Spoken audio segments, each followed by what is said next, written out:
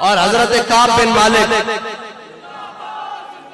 حضرت کعب بن مالک زندہ آباد، حضرت کعب بن مالک اس دن حضور سید عالم صلی اللہ علیہ وسلم کی ذرہ کو کافروں نے پہچان لیا. حضرت کعب بن مالک نے عرض کی یا رسول اللہ یہ ذرہ مجھے دے دے، اور اپنی ذرہ حضور کو پیش کر دی. حضرت کعب بن مالک نے جب وہ ذرہ پہنی تو ایک طرف چل پڑے. جب ایک طرف دوڑے تو سارے کافر سمجھے ادھر حضور شاید جا رہے ہیں، سارے ان کے پیچھے لگ پڑے. ملتا ہے کیا ایک بار مدینے میں جا کے دیکھ. لیکن یہ یاد رکھنا جو یہ سمجھتے ہیں کہ حضرت کعب بن مالک بدر میں بھی گئے، احد میں بھی گئے، خندق میں بھی گئے، مریسی میں بھی گئے، مستلق میں بھی گئے، لیکن حضرت کعب بن مالک تبوک میں نہ جا سکے. لوگوں نے بتایا کہ حضور کا دین. حضرت کعب بن مالک جب تبوک میں نہیں جا سکے تو حضور حضرت کعب بن مالک سے ناراض ہو گئے، اور میرے آقا و مولا صلی اللہ علیہ وسلم حضرت کعب بن مالک سے بڑا عرصہ ناراض رہے. ہلال بن امیہ، مرارہ بن ربیعہ اور حضرت کعب بن مالک، یہ تین صحابہ ہیں جو غزوہ تبوک میں پیچھے رہ گئے. اور حضرت ابو ذر غفاری یہ بھی پیچھے رہ گئے، لیکن ان کے پیچھے رہنے کی وجہ اور ہے، حضرت کعب بن مالک کے پیچھے رہنے کی وجہ اور ہے. حضرت کعب بن مالک جب حضور تبوک سے واپس آئے، میرے آقا و مولا صلی اللہ علیہ وسلم کے سامنے حضرت کعب بن مالک حاضر ہوئے. کہا یا رسول اللہ مجھے بڑی باتیں آتی ہیں، بڑی باتیں آتی ہیں، میں بڑا باتونی ہوں، لیکن آپ کے سامنے کوئی بات نہیں. حضور سستی ہو گئی. میرے آقا و مولا نے فرمایا کعب اٹھ جاؤ، تیرے بارے اللہ فیصلہ کرے گا. یہ ایک لمبی روایت ہے، علماء سے کہوں گا آپ کو سنائیں گے. لیکن ادھر حضرت ابو ذر غفاری یہ پیچھے رہ گئے. آپ جب حضور سید عالم صلی اللہ علیہ وسلم کے پیچھے چلے غزوہ تبوک کے لیے تو آپ کا اونٹ لنگڑا ہو گیا. آپ اس کا علاج کراتے رہے مختلف دیہاتوں میں، لیکن وہ جہاں پر نہ ہو سکا. پھر میرے آقا و مولا صلی اللہ علیہ وسلم کی طرف چلے، اپنا سامان ایسے پوٹلی میں باندھا اور اپنے پیچھے رکھا اور حضور سید عالم صلی اللہ علیہ وسلم کے پیچھے چلے.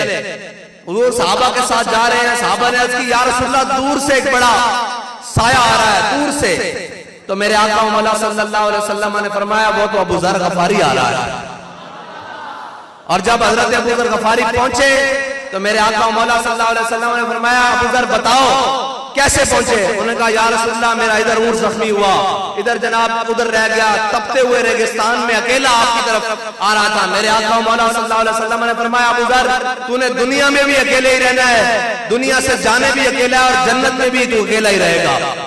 اور علامہ اقبال کہتے ہیں حضرت ابو خیثمہ انصاری یہ بھی پیچھے رہ گئے. جب یہ گھر میں آئے تو انہوں نے دیکھا کہ گھر میں جناب ٹھنڈا پانی بھی پڑا ہوا ہے اور سارا کچھ، ساری نعمتیں اور ساری چیزیں موجود ہیں. جب انہوں نے گھر آ کر دیکھا تو جب انہوں نے سوچا کہ میرے آقا و مولا صلی اللہ علیہ وسلم اس وقت تبوک کی جانب تپتے ہوئے صحراؤں میں جا رہے ہیں، تو سارا کچھ سامان باندھا اور اپنے پیچھے باندھا اور چل پڑے. اقبال کہتا ہے ہر دو بمنزل رواں، ہر دو امیر کارواں، عقل بہیلا می برد اور عشق برد کشاں کشاں. جب حضرت ابو خیثمہ انصاری حضور کے پیچھے چلے نا تو اقبال کہتا ہے عقل اور عشق دونوں آ گئے.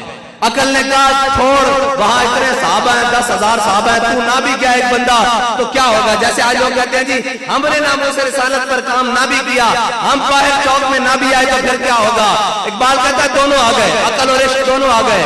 عقل کہنے لگا عقل بہیلا می برد، عقل کہنے لگی چھوڑ وہاں اتنے بڑے لوگ گئے ہیں تو نہ بھی کیا، بکر عمر گئے ہوئے ہیں. یا رسول اللہ، اقبال کہنے لگا کہ عقل نے کہا حضرت ابو خیثمہ انصاری کو کہ وہاں تو بڑے بڑے رجال اور کبار صحابہ گئے ہوئے ہیں اور حضور سید عالم صلی اللہ علیہ وسلم خود بھی موجود ہیں، تو اکیلا نہ بھی گیا تو کیا ہوگا؟ لیکن کہتا ہے عقل بہیلا می برد، عقل کھینچے پیچھے رہنے دے، چونکہ حالات نہیں ہیں، گرمی بہت ہے اور بڑے جناب لمبا سفر ہے تبوک کا، رہنے دے. عشق برد کشاں کشاں، عشق نے پیچھے سے دھکا لگایا چل ادھر چل جدھر اپنے آقا و مولا صلی اللہ علیہ وسلم چلے، ادھر چل جدھر محبوب سید عالم صلی اللہ علیہ وسلم چل رہے ہیں. اور یاد رکھنا جب بھی زندگی میں کوئی بات آئے گی عقل اور عشق دونوں آ جاتے ہیں. عقل کا تقاضا یہ تھا کہ امیر المجاہدین لوگوں سے کہتے بھئی میں تو تمہارے سے بھی معذور ہوں، ویل چیئر پر موجود ہوں، میرے اوپر تو جناب اللہ تعالیٰ نے بھی مجھے چھٹی دی ہے اور میں تو جناب گھر میں بھی نماز پڑھ سکتا ہوں، میرے لیے تو بہت سارے عذر ہیں. لیکن عشق برد کشاں کشاں، عشق نے کہا، عقل نے کہا یہ ساری ساری باتیں ٹھیک ہیں، لیکن عشق نے کہا جب ختم نبوت کی بات آئے تو پھر گولیوں کی بچھاڑ میں فیض آباد جانا پڑے گا۔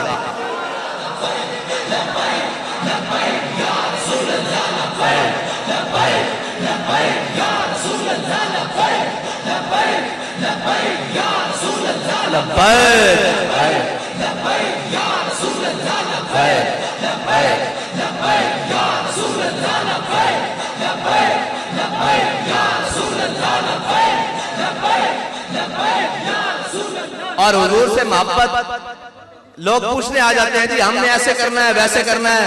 محبت کے لیے کوئی اصول پوچھنے نہیں پڑتے، محبت کے ایک اپنے اصول ہیں۔ اور صلح حدیبیہ کے موقع پر جب عروہ بن مسعود آئے نا حضور کی بارگاہ میں، جب عروہ بن مسعود آئے، عروہ بن مسعود حضور کی بارگاہ میں جب تشریف لائے تو انہوں نے حضور کے ساتھ مذاکرات کیے۔ مذاکرات کے دوران ان کا ہاتھ حضور کی داڑھی کی طرف ایسے کیا، ایسے خوشامد کے طور پر، بیعتی کے طور پر نہیں۔ حضرت مغیرہ بن شعبہ، حضرت عروہ بن، حضرت نہیں بنے، عروہ بن مسعود بعد میں جا کے مسلمان ہوئے۔ عروہ بن مسعود کے سکے بھتیجا ہیں حضرت مغیرہ بن شعبہ، اور وہ پیچھے کھڑے ہیں۔ انہوں نے دیکھا نا جب حضور کی داڑھی کی طرف بار بار عروہ بن مسعود ہاتھ کر رہا ہے، سکا چاچا، تو انہوں نے تلوار کا دستہ نکالا اور اپنے چاچے کے ہاتھ پر مارا ایسے۔ فرمایا آخر یدک عن لحیۃ رسول اللہ واللہ تصل علیک، فرمایا بھاویں تو چاچا حضور دی داڑھی تو ہاتھ پیچھے کر، مینوں یہ گوارا نہیں حضور دی داڑھی وال تو ہاتھ کرے، اگر دوبارہ ودے تو کٹے ہویا واپس جائے گا۔